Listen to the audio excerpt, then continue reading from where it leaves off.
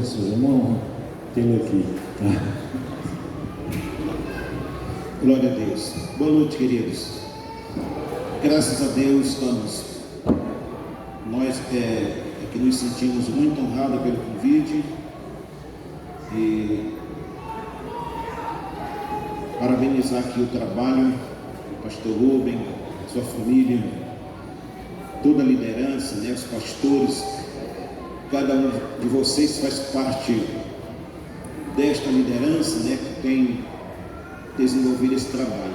Quando a gente chega num lugar como esse, encontra uma quantidade de pessoas como está aqui hoje à noite, logo a gente fica pensando que é resultado de muito trabalho, de muita semeadura, muito investimento, muitas lágrimas, suor derramado, né? Talvez não sangue, né? Porque Jesus foi quem derramou sangue, né? De vez em quando a gente trabalhando, corta uma unha, leva um corte qualquer e de repente derrama algum pouco de sangue, né? Mas a gente sabe que isso aqui é o resultado de muito trabalho, de muita dedicação, muito empenho, e a gente se sente feliz de ver como a IDPB é uma igreja que está crescendo, que está expandindo, não somente aqui no estado do Amazonas, mas em todo o Brasil e até no exterior. E dizer para os pastores e amados que estou me sentindo muito honrado por esse convite, tá bom? E gostaria de compartilhar com vocês a palavra, informando que a minha esposa não está aqui porque ela foi ministrar em uma congregação da IDPB Casa de Oração. Ela recebeu o convite para estar com as irmãs e as pastoras hoje à noite, e ela está, por isso ela não está presente. Então nós vamos compartilhar, queridos, uma palavra no livro de 1 Samuel, capítulo 30. 1 Samuel, capítulo 30, tem uma palavra muito importante relacionada a esse tema. Não desista da sua família. 1 Samuel, capítulo 30, versículo 1 em diante, tá bom? Versículo de 1 em diante. Diz assim a palavra de Deus: Sucedeu, pois, que, chegando Davi e os seus homens ao terceiro dia a Ziclag, já os amalequitas com ímpeto tinham dado sobre o sul e sobre Ziclag, e tinham ferido a Ziclag, e a tinham posto a fogo, e levaram cativas as mulheres que estavam nela, porém a ninguém mataram, nem pequenos, nem grandes, tão somente os levaram consigo, e foram pelo seu caminho. E Davi e os seus homens vieram à cidade, e eis que estava queimada a fogo, e suas mulheres, seus filhos e suas filhas eram levados cativos. Então Davi e o povo que se achava com ele alçaram a sua voz e choraram, até que neles não houve mais força para chorar. Também as suas mulheres, também as duas mulheres de Davi foram levadas cativas: Ainoã, a Jezreelita, e Abigail, a mulher de Nabal, o carmelita. E Davi muito se angustiou, porque o povo falava em apedrejá-lo, porque o ânimo de todo o povo estava em amargura, cada um por causa dos seus filhos e das suas filhas. Todavia Davi se esforçou no Senhor seu Deus. E disse Davi a Abiatar, o sacerdote, filho de Aimeleque: Traz-me, peço-te, aqui o éfode.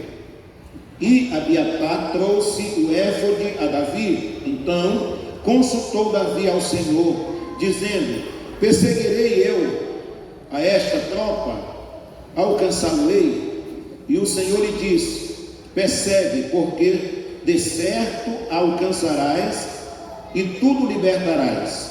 Partiu, pois, Davi e os seus 600 homens que com ele estavam, e chegaram ao ribeiro de Besor, onde os que ficaram atrás pararam, e seguiu-os Davi, ele e os 400 homens, pois que 200 homens ficaram atrás, por não poderem, de cansados que estavam, passar o ribeiro de Besor.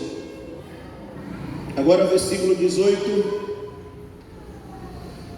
Assim livrou Davi tudo quanto tomaram os amalequitas, também as suas 2 mulheres livrou Davi, e ninguém lhe faltou, desde o menor até o maior, e até os filhos e as filhas, e também desde o despojo até tudo quanto lhes tinham tomado. Tudo Davi tornou a trazer. Também tomou Davi todas as ovelhas e vacas, e levaram-nas diante do outro gado, e diziam: este é o despojo de Davi. Vamos orar, querido. Feche seus olhos, fale com o Senhor. Pai, nesta noite nós te louvamos, e desta vez pela sua palavra, por estarmos diante de ti, nesse lugar aonde o Senhor já foi adorado, exaltado, aonde o Senhor já foi celebrado, e queremos agora, Senhor, ouvir a sua voz, a sua palavra, que nos edifica, que nos fortalece, que nos direciona e nos capacita a vencer e permanecer na tua presença, Pai.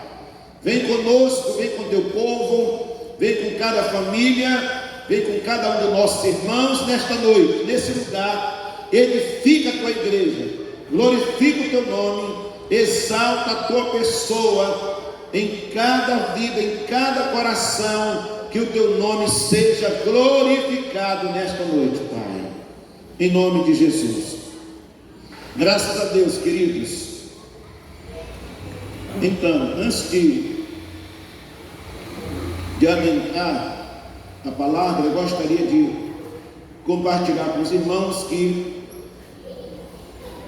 eu já estou há 40 anos casado com a minha esposa, e nós temos 3 filhos, 2 homens e uma mulher, e 2 dos nossos filhos são pastores. O mais velho é o pastor Elton, que hoje está cuidando da igreja local, diante das viagens, diante da agenda que nós temos. Ele tem assumido a igreja central, juntamente com a sua esposa, que também é pastora, a pastora Marcela. Depois nós temos a pastora Maria, que cuida de uma das nossas igrejas lá no Alfredo Nascimento. Ela é casada com o pastor Luiz, né? Que também é pastor, né? Então são 6, nós somos 8 pessoas adultas na família, e 6 são pastores, porque a minha esposa também é pastora. Nós temos 9 netos, 8 netos do nosso DNA, né?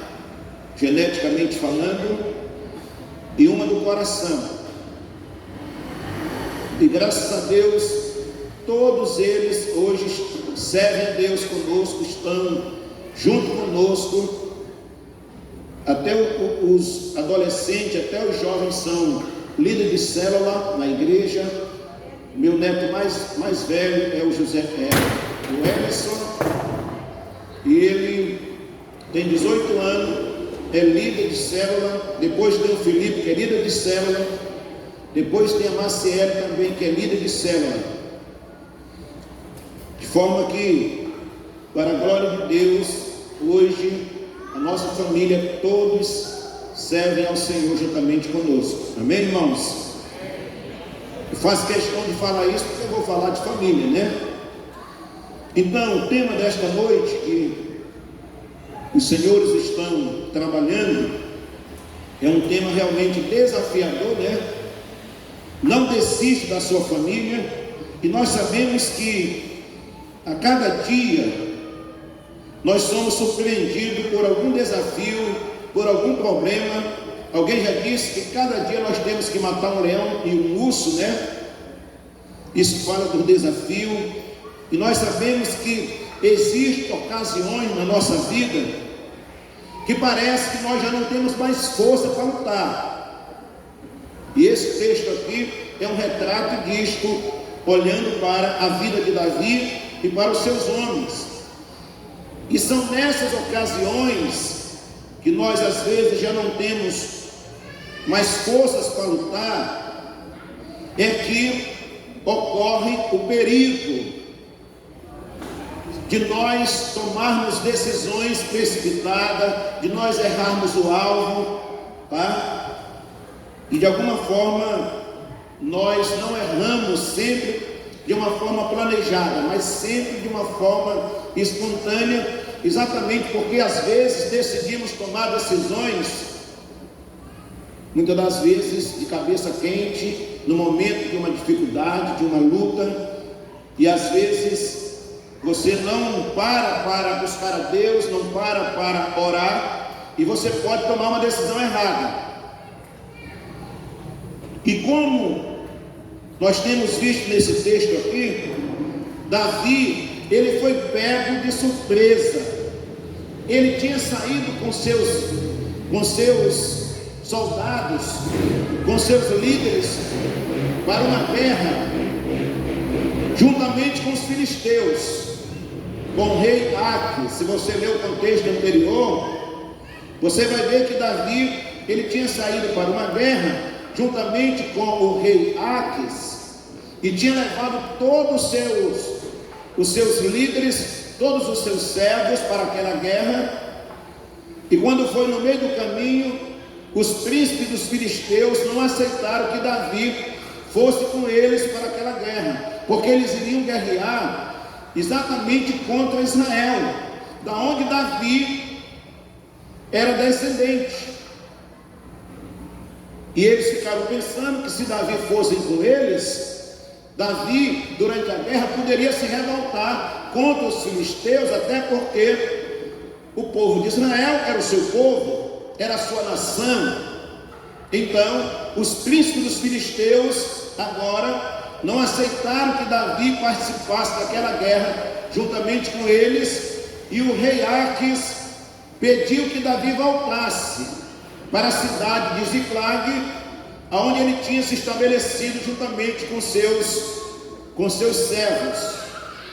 E quando Davi volta daquela guerra, a guerra que ele não pôde ir, que ele não pôde participar, quando ele chega em Ziclag, o texto bíblico diz que os amalequitas tinham invadido a Ziclag, tinham colocado fogo na cidade e tinham levado cativos todos os filhos, as mulheres,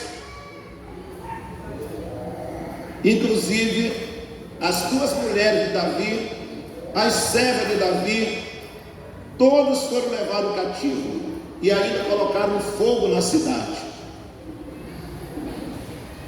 E assim como Davi, irmãos, muitas das vezes, muitos pais hoje têm os seus filhos capturados, às vezes pelas drogas, pela prostituição, pelo mundo do tráfico e por todos os outros males que cada um de nós sabemos que a cada dia o mundo está experimentando, está vivendo.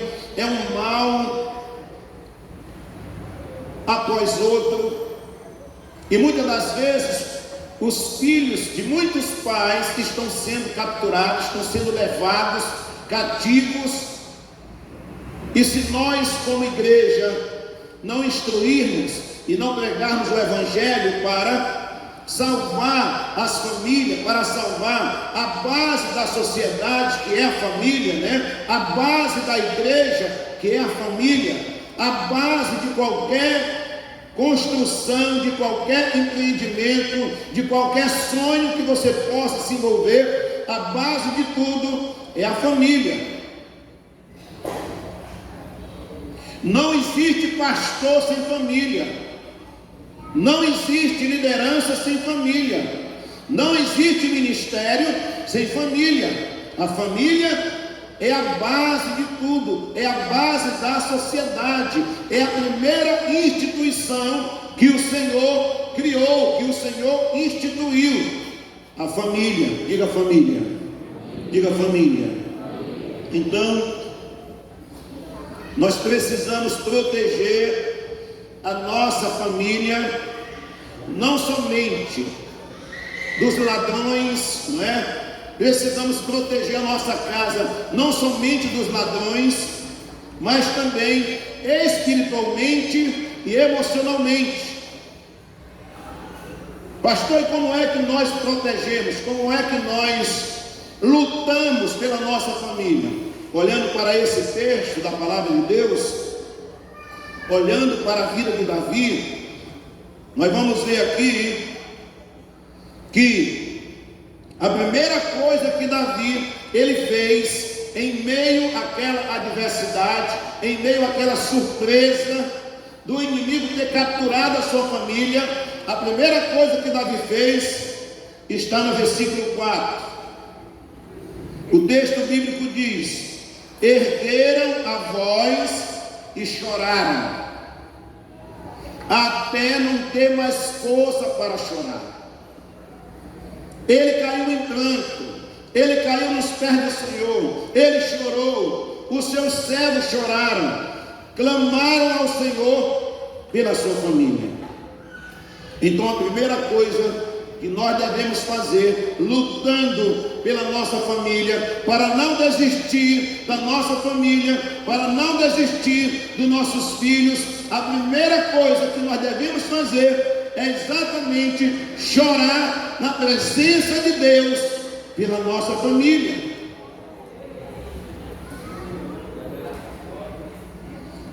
Foi a primeira coisa que Davi fez.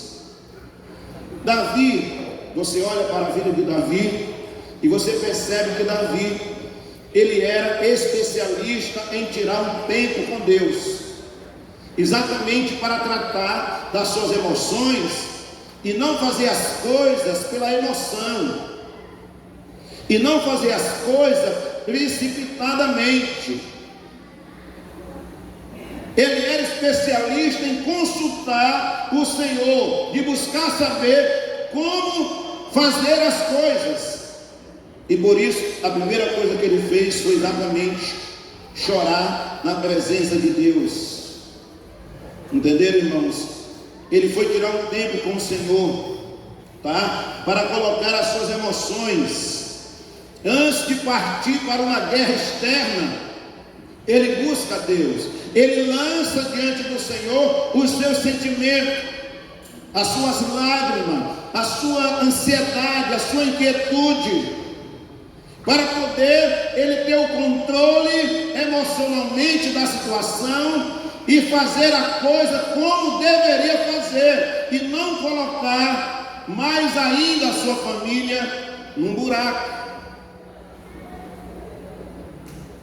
Ele fez isso para poder controlar as suas emoções e não sair fazendo besteira, e não sair fazendo coisas loucas. E por isso Davi, ele se tornou um vencedor. A palavra de Deus diz: bem-aventurados que choram, porque eles serão consolados. Amém? E a palavra de Deus também diz no Salmo 30, né? Que o choro pode durar uma noite, mas a alegria vem ao amanhecer. E lá no Salmo 126, a palavra de Deus diz que os que semeiam em lágrimas cegarão com alegria. Muitas das vezes, querido, uma das coisas que eu tenho presenciado nesta geração, nesses últimos tempos, é que ninguém quer mais pagar preço por ninguém. Qualquer dificuldade é motivo de largar a família, de abandonar a família. Troca de família como se troca de roupa. Não é assim não. Não existe família pronta. Nós é que temos que construir, investir, pagar o preço diante de Deus, começando aos pés do Senhor. Quando eu falo da minha família para você, e eu digo que nós somos uma família de sacerdotes, eu não estou dizendo que são pessoas perfeitas, porém estão na presença de Deus, para buscar o aperfeiçoamento, para buscar a santidade em Deus, para buscar o conhecimento de Deus, o crescimento em Deus, a edificação na palavra de Deus. Mas isto foi com choro. Meus filhos como adolescentes pecaram. Meus filhos como adolescentes, chegou um momento que eles disseram que não queriam estar na igreja, que eles não queriam saber dessa história de servir a Deus. E nós tivemos que trabalhar os conceitos de Deus na vida deles, e não aceitar a ideia deles viver a vida que eles pensavam viver. Nós nos colocamos na brecha para pagar o preço por eles, gemer na presença de Deus por eles. Mas muitas das vezes as pessoas não querem chorar pelos seus filhos, pelo seu cônjuge, pelo seu casamento, pela sua família. Família ajustada, família abençoada tem preço de lágrima, de sacrifício, de investimento, porque não existe família pronta na esquina. Nós é que temos que construir a família, começando pelo homem, pelo cabeça. Quantos estão entendendo o que eu estou dizendo? Então, quando você estiver triste por alguém da sua família, chore na presença de Deus, pois Ele promete enxugar dos seus olhos toda lágrima. Existe um tempo que é o tempo de choro, irmãos. A Bíblia diz que há tempo para tudo. Mas as pessoas não querem chorar, porque não querem pagar o preço. Pessoas não estão dispostas a perdoar. Mas nós, como cristãos, temos que praticar os princípios da palavra de Deus. Não é errado chorar, porque até Jesus chorou, não é? Quando você estiver realmente numa situação como esta, você precisa ir para os pés do Senhor. A pergunta é: você tem chorado na presença de Deus em oração pela sua família? Só para você pensar. A segunda coisa que você deve desenvolver na luta pela sua família, para não desistir da sua família: tenha sensibilidade e compreenda as pessoas da sua família. Tenha sensibilidade e compreenda as pessoas da sua família. Olha só o que aqui diz a palavra no versículo 5 que nós lemos: o povo falava em apedrejar Davi, porque todos estavam em amargura. Ora, eles estavam em amargura. Ora, eles tinham perdido seus filhos, suas filhas, eles tinham perdido seus bens, tudo tinha sido levado cativo. Então, eles estavam em amargura. O que esperar de uma pessoa que está com sentimento de amargura, com raiz de amargura? Um comportamento, no mínimo, estranho, no mínimo, antissocial. E por isso eles queriam apedrejar Davi, porque na cabeça deles, os amalequitas tinham levado cativo a sua família, porque Davi tinha ido para uma guerra que não era dele. De vez em quando, queridos, alguém pode sofrer na sua família, porque você está em uma guerra, lutando em uma guerra que não é sua e também não é de Deus. E por causa disso, eles ficaram em amargura e queriam apedrejar Davi. Entendeu? Então muitas vezes as pessoas, elas nos tratam mal, exatamente porque estão amarguradas. Entendeu? E elas não sabem demonstrar carinho e amor, tá? Exatamente porque em algum momento da vida elas foram decepcionadas. Se você casa com uma pessoa que em algum momento ela foi decepcionada e ela não foi tratada, ela não foi curada, entendeu? Então, automaticamente, em algum momento, ela vai expressar um sentimento de revolta, de amargura, de decepção, de tristeza. E isso vai refletir dentro de casa, na vida do cônjuge, na vida dos filhos. E automaticamente o inimigo estará presente numa situação como essa para causar problema, para causar divisão, causar rebeldia nos filhos. Por isso que é importante tratar da raiz da amargura. Da raiz da amargura. O povo de Deus, por exemplo, no deserto, eles se revoltaram contra Moisés. Por quê? Porque às vezes não tinha água, porque às vezes não tinha comida, por causa do sol, não é? O calor. E de vez em quando eles se levantavam e falavam mal de Moisés, porque havia uma amargura no coração deles. Então, você precisa compreender melhor os membros da sua família, tá? No seu convívio, de modo que você possa agir, que você possa mudar de vida, porque às vezes nós queremos que as pessoas mudem, quando na realidade somos nós que temos que mudar, tá? De vez em quando somos nós que temos que mudar, porque quando nós não mudamos, quando nós não estamos bem, a gente começa a ver defeito nos outros também, porque nós não estamos bem.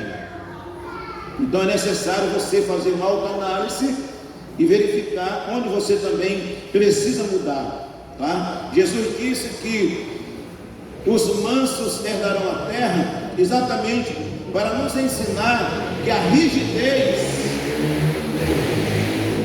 e a falta de flexibilidade não vai nos levar a lugar nenhum. Por isso é importante nós estarmos bem sensíveis e compreender a situação de cada um membro da nossa família. A pergunta é: você está disposto a mudar para lutar por sua família? A maneira como olhamos as pessoas muda a forma que somos vistos por elas. A maneira como olhamos para as pessoas muda a forma que somos vistos por elas. Terceira coisa, para você continuar lutando pela sua família, é você ter bom ânimo e ousadia diante de Deus. Deus não tem compromisso, amado irmão, com pessoas acomodadas, com pessoas que vivem no conformismo, achando que está tudo bem. Não, Deus tem compromisso com pessoas que têm bom ânimo, que têm ousadia e se dispõem a lutar pelas mudanças e buscar a edificação da sua vida, da sua casa. No caso aqui do nosso texto, da vida de Davi muito se angustiou, diz o texto no versículo 5, parte C. Davi muito se angustiou, porém Davi se reanimou no Senhor seu Deus. Você precisa se reanimar no Senhor seu Deus, porque enquanto você está desanimado, o inimigo está batendo na sua porta, querendo destruir a sua família. Enquanto você está acomodado, o diabo está ao nosso derredor, rugindo como um leão, buscando a quem possa tragar. E aí o apóstolo Pedro diz: ao qual resisti-lhe, firme na fé, sabendo que todos os nossos irmãos também estão passando pela mesma luta. Então, queridos, é preciso ter bom ânimo, diga bom ânimo. É preciso se reanimar, é preciso ter ousadia no Senhor, para lutar, para não entregar os pontos e lutar pela família. Eu tive que lutar pela minha família. Eu sempre digo, às vezes, falando com os irmãos, com os pastores, de vez em quando eu digo para eles assim: ninguém chegou mais ferido na igreja do que eu, porque eu vivia lá no mundo. Com 27 anos foi que eu aceitei Jesus. Vou fazer agora 33 anos que estou servindo ao Senhor. E ninguém chegou na igreja mais ferido do que eu. Mas a partir do instante que eu conheci o Senhor, eu comecei agora a lutar pela minha família, pelo meu casamento, pelos meus filhos, pelo meu futuro, tá? E comecei a trabalhar no reino de Deus, lidar totalmente pelo reino. Então isso fala de disposição, tá? De ousadia. Porque muitas das vezes não adianta também ficar só chorando, né, irmãos? Lamentando. Nós temos que lutar. Temos que pagar o preço, entendeu? Precisamos nos levantar e agir em momentos de tristeza e decepções. Só Deus pode nos ajudar a continuar lutando pela nossa família. Talvez você não consegue ânimo em ninguém. Quando a gente está com problema na família, parece que você não encontra ânimo em ninguém. Mas quando você busca na palavra, quando você busca a orientação do seu líder, a palavra do seu líder, a palavra de Deus continua sendo uma palavra eficaz. Ela continua sarando, ela continua curando, ela continua consolando e fortalecendo nossos relacionamentos, começando com Deus e com as pessoas, não é? Então nós não podemos abrir mão deste ânimo. A palavra do Senhor diz que a alegria do Senhor é a nossa força, amém? Então, em quem você tem buscado ânimo para lutar por sua família? Busque se fortalecer no Senhor, para lutar pela sua família, para ser um líder, um crente, um pai de família, uma mãe de família, determinado, convicto das promessas de Deus para a sua vida, convicto daquilo que você quer, sem titubear, não é? Olhando sempre para Jesus, autor e consumador da nossa fé. E então, a partir daí, você terá uma família edificada na palavra de Deus. Quarta coisa, consulte ao Senhor e peça discernimento de como agir por sua família. A Bíblia diz nesse texto que Davi, ele consultou o Senhor para saber o que é que ele ia fazer. Ele consultou o Senhor. Antes de tudo, nós precisamos orar a Deus, buscando a sua confirmações para as nossas decisões. Se Deus aprovar, você vai em frente. Deus aprovou, porque Davi consultou a Deus. Eu devo ir em busca da minha família? Eu devo lutar contra esta tropa, contra os amalequitas? Aí Deus disse: você pode ir, porque eu vou lhe dar vitória. Então Deus aprovou, Davi foi, e Davi foi vitorioso. Então, queridos, Davi sabia que se Deus dissesse não, ele não teria vitória. Mas a partir do instante que Deus disse sim, ele já sabia que a vitória era certa. Se Deus disser sim para você, não importa quem vai dizer não. O que vai prevalecer é a palavra do Senhor. Quem tem a última palavra é o Senhor.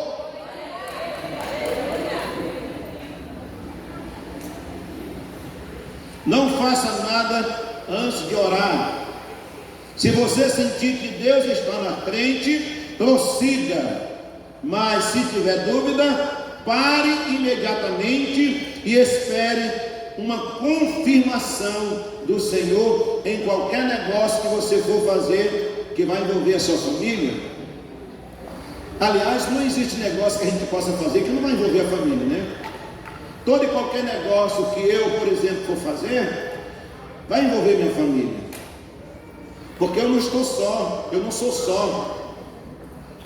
Uma das coisas que seria tão bom, né, se fosse assim, se quando alguém da família pecasse, só ele sofresse, seria bom assim, né? Mas não é, a gente sabe que não é. Se um pecar, todos sofrem, porque é membro de um corpo, a família, né? Todos sentem, todos se entristecem, todos se decepcionam, alguns se revoltam, não é? Então, por isso que todo e qualquer negócio que formos fazer, precisamos consultar o Senhor, porque vai envolver a família. E quando você faz um negócio bem feito, poucos são os que aplaudem. Mas quando você faz uma coisa mal feita, todos lhe criticam. O ser humano é assim. Você passa a vida toda fazendo tudo certinho, ninguém lhe parabeniza. Mas no dia que você faz errado, todo mundo lhe critica. E esteja preparado para isso.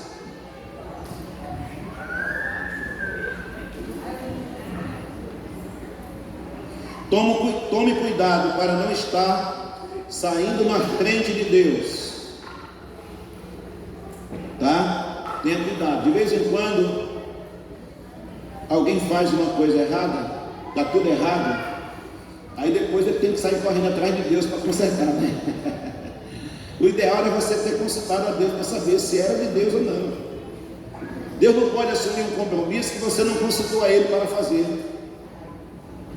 A responsabilidade é de quem fez, entendeu? De vez em quando lá na igreja, quando alguém faz um negócio com outro irmão que dá errado, aí eles ligam para mim: pastor, assim, fiz um negócio assim, agora está assim. E aí, pastor, eu digo: quando você foi fazer o negócio, você não ligou para mim para saber se eu concordava com o negócio. Agora, porque deu errado, aí você está ligando para mim. Isso aí não é problema meu, é problema seu. Vai resolver com ele. Então é importante você consultar a Deus. Às vezes consultar a Deus, irmãos, significa consultar a esposa. Às vezes consultar a Deus significa consultar os filhos, consultar o cônjuge, consultar o pastor, o discipulador, o líder de célula. Quando é uma coisa assim bem básica, né? Você consulta o seu discipulador. Quando é uma coisa mais profunda, você tem que consultar o pastor. Consultar a Deus significa isto. Eu não faço nada sem consultar minha esposa, porque eu não quero problema para mim, né? E nem para ela. Então a gente é alinhado. Qualquer coisa que ela vai fazer, ela me consulta. Às vezes ela quer sair para ir tomar um café, ela pergunta se ela pode ir com a irmã fulano de tal, com a pastora fulano de tal, só para entrar na cobertura, para entrar debaixo da legalidade. Isso é muito importante para poder você ter proteção em tudo que você for fazer. Então você tem consultado a Deus em oração antes de tomar suas decisões em família. Depois, lute. Fale para o irmão que está do seu lado: lute. Lute. Faça tudo o que você puder e mais alguma coisa. Mas não desista da sua família. Lute, faça tudo o que você puder e mais alguma coisa, mas não desista da sua família. Irmãos, hoje esta instituição chamada família, vocês sabem que está banalizada pelas mídias, não é? As pessoas estão aí criando um conceito de família totalmente adverso daquilo que a palavra diz. Tem gente colocando animal, dizendo que é da família. Na minha família não tem animal, tá, irmãos? Não tem cachorro, não tem gato, não tem não. Nós não criamos esses animais na nossa casa porque não temos tempo para isso. E se criássemos, eles seriam animais, mas não seria da minha família. A minha família é composta de seres humanos, criado à imagem e semelhança de Deus. A única criação à imagem e semelhança de Deus chama-se ser humano.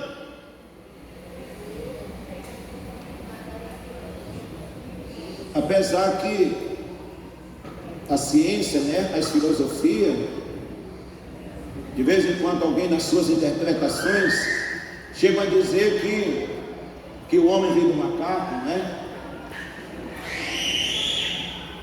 Agora, interessante, né, irmãos, que as pessoas dizem que o ser humano veio do macaco, mas na hora que alguém chama alguém de macaco, pode ser preso, não é? Interessante. Deveria não ser, não é? Ele não diz que o homem veio do macaco. Então, o conceito de família tem sido banalizado, mas a palavra de Deus é imutável, ela não muda. A família é um órgão, é uma instituição santa, sagrada, divina, que merece todo o carinho, toda a honra, todo o respeito, que merece você pagar o preço, você não desistir.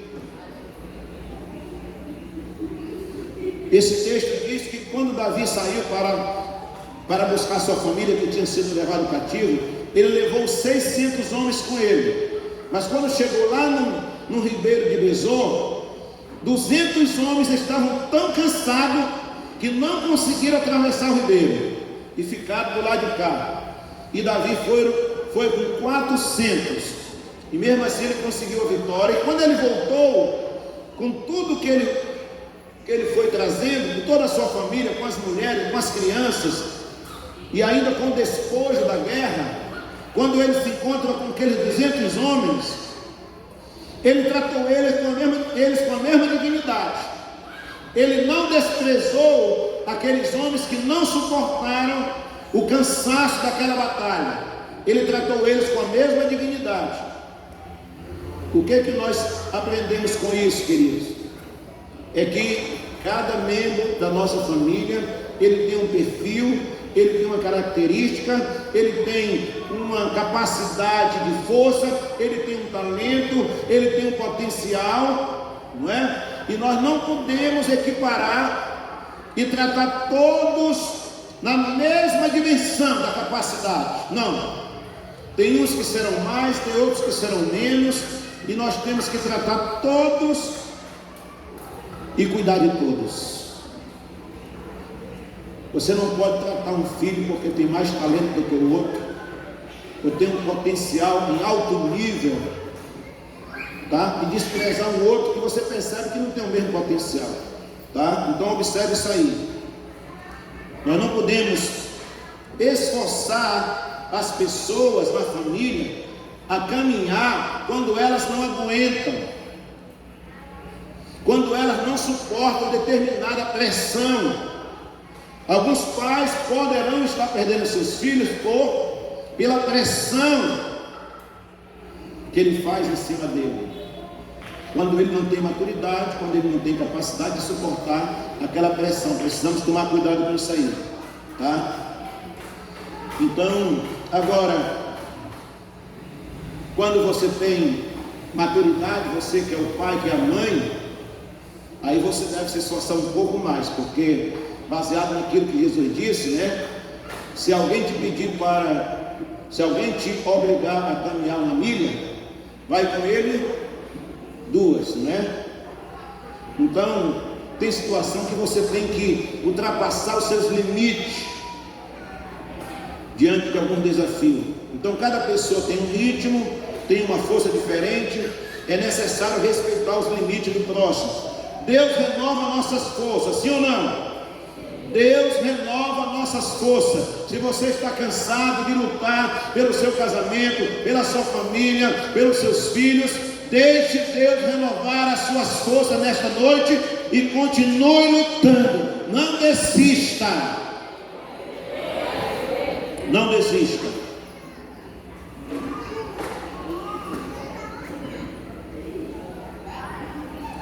A palavra de Deus diz que o reino dos céus é tomado pela força, e aqueles que se esforçam se apoderarão dele. Então se esforce, pague o preço, lute. Deus falou para Josué, né? Várias vezes: esforça-te, tem bom ânimo, esforça-te, tem bom ânimo, esforça-te, tem bom ânimo. Não te mandei eu, esforça-te, tem bom ânimo, porque o Senhor teu Deus é contigo, por onde quer que andares. Amém? Então você tem se esforçado para salvar sua família? Esforce-se um pouco mais e você conseguirá.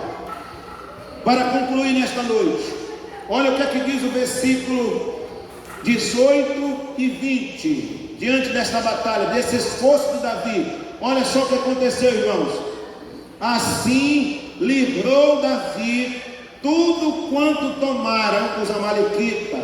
Também as suas 2 mulheres livrou Davi, e ninguém lhe faltou, desde o menor até o maior, e até os filhos e as filhas. Davi não deixou nenhum dos seus familiares na mão do inimigo.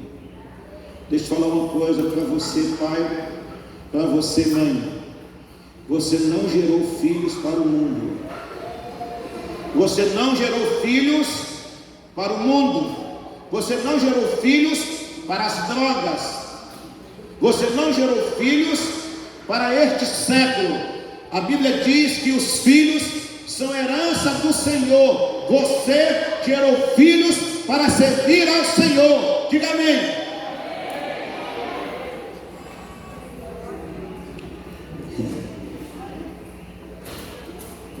Não desista da sua família.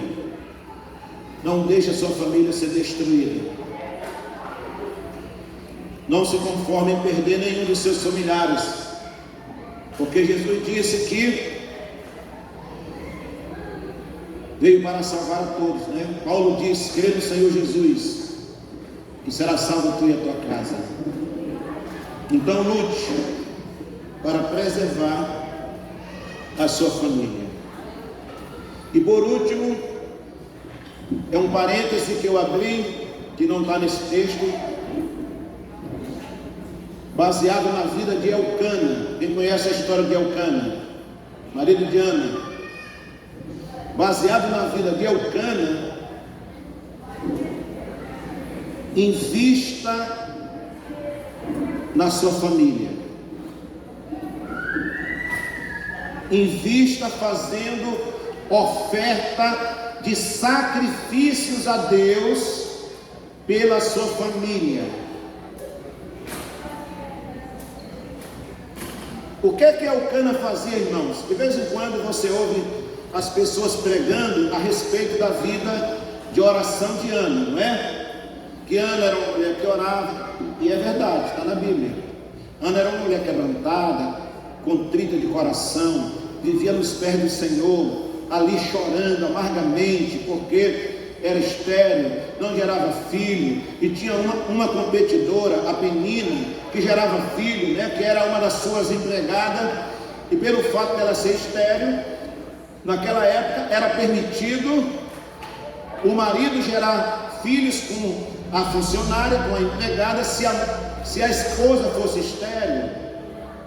E foi assim que aconteceu com Ana, e por causa disto, ela era uma mulher amargurada de espírito, e vivia nos pés do Senhor, chorando, lamentando, buscando uma resposta, buscando a Deus para quebrar a sua esterilidade, e ela pudesse gerar. Mas uma coisa que algumas pessoas não percebem, é que o seu esposo, Elcana, quando ele se apresentava diante de Deus em Jerusalém, e ele trazia as suas ofertas para o altar, o texto bíblico diz que ele oferecia sacrifícios por Penina, pelos seus filhos, pelas suas filhas, e quando tratava de Ana, o texto diz que ele fazia sacrifício de porção dobrada, porque ele a amava. O que nós aprendemos com isto? É que, além das orações para salvar a família, porque Ana, ela orava para salvar a família, ela orava para não se separar do marido, porque ela era estéril e tinha uma competidora, mas ela não abriu mão da sua família, ela foi para os pés do Senhor, para quebrar a maldição da esterilidade e permanecer com a sua família. E por trás da oração de Ana estava os sacrifícios de Eucana. Ofertas de sacrifício. Está aqui no texto. Deixa eu ler para você 1 Samuel capítulo 1, versículo 5. 1 Samuel 1, 5. Olha só o que diz. E sucedeu que no dia em que Eucana sacrificava, no dia em que ele ofertava, ele dava porções do sacrifício a Penina. Senhor, aqui está a minha oferta por Penina, aqui está o meu sacrifício por Penina, e todos os seus filhos e suas filhas. Aqui está o meu sacrifício pelos meus filhos, aqui está o meu sacrifício pelas minhas filhas. E continuando no versículo 5, porém a Ana dava uma parte excelente, porquanto ele amava, porém o Senhor lhe tinha cerrado a madre. Então, além das orações de Ana para salvar o seu casamento, para não desistir da sua família, para insistir com a sua família, tinha os sacrifícios de Eucana, as suas ofertas. Ele oferecia ofertas de sacrifício a Deus para salvar a sua família, para guardar a sua família. Agora, Jó é o segundo exemplo. Jó capítulo 1, versículo 5 também. Olha só o que diz a respeito de Jó. Sucedia, pois, que, tendo decorrido o turno de dias de seus banquetes, enviava Jó e os santificava, e se levantava de madrugada, oferecia holocausto segundo o número de todos eles, porque dizia Jó: porventura pecaram meus filhos e blasfemaram de Deus no seu coração. Olha só o que diz na parte final: assim o fazia Jó continuamente. Aí alguém pode dizer assim: pastor, mas a Bíblia diz que Jó perdeu todos os seus filhos e suas filhas, porque Deus permitiu, porque era um propósito de Deus para que hoje nós tivéssemos essa história. Mas quando Deus mudou o cativeiro de Jó, lhe deu em dobro tudo o que ele tinha, inclusive filhos e filhas. E o que estava por trás disto? Os sacrifícios e ofertas que Jó fazia pela sua família. Eu quero encerrar essa palavra nesta noite dizendo para você: lute. De vez em quando, o pastor agora estava falando um pouco sobre isso. De vez em quando os pais pensam que tem que investir na educação dos filhos, num curso, profissional, né? Numa faculdade, num curso técnico, está certíssimo, tem que investir mesmo, para que o seu filho cresça, estude, se eduque, se prepare para o mercado de trabalho, mas não esqueça de fazer isso também nos pés do Senhor, para que o Senhor possa guardar e sustentar os seus filhos na presença dEle. Quantos ouviram o que eu falei? Invista na educação, invista no preparo, invista na profissão, invista numa faculdade, no curso superior, quanto você puder, mas não se esqueça de fazer ofertas de sacrifício a Deus no altar do Senhor pelos seus filhos, porque é bíblico. É bíblico. A primeira coisa que na tradição judaica acontecia era exatamente isso. Com 8 dias o filho era apresentado ao sacerdote para ser circuncidado, e com 40 dias ele era apresentado novamente para receber o nome e para passar por um processo chamado resgate. E tudo envolvia ofertas de sacrifício diante do altar, e por isso que os descendentes de Abraão, o povo judeu, é um povo abençoado, e nós somos abençoados debaixo da bênção que Deus deu para eles. Fique em pé nesta noite, queridos, vamos orar.